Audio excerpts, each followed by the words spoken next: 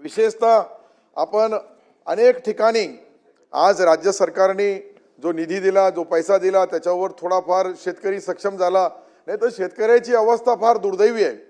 दुर्दैवाने आम्हाला इथे बोलण्याची पाळी येते का शेतकरी बांधव जे आत्महत्या करू लागले त्याचे कारण तरी शोधावे लागेल। कशामुळे शेतकरी बांधव हा आत्महत्या करतो? त्याच्या मालाला भाव मिळतो का नाही, त्याला बी बियाणे चांगले मिळतं का नाही, का त्यांना बोगस बी बियाणे मिळतात किंवा बोगस खतं मिळतात, औषधं, हे सर्व पाहिलं तर निश्चित आपण कुठेतरी शासनाच्या वतीने असा आदेश काढायला पाहिजे का तालुका लेवलवर फक्त कागदावरचे अधिकारी नको चेकिंग करणारे, त्यांनी प्रत्यक्ष जाऊन त्या दुकानावर जाऊन चेक करायला पाहिजे।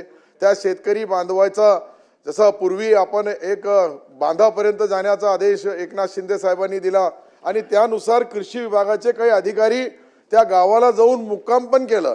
एक दिवस त्या खेड्यामध्ये झोपल्यानंतर काय होतो, सकाळी उठल्यानंतर त्या शेतकरी बांधवाची काय अवस्था आहे, त्याचा सकाळचा दिनचर्या जो 5 वाजेपासून सुरू होतो तर संध्याकाळपर्यंत त्याला किती अडचणी येतात।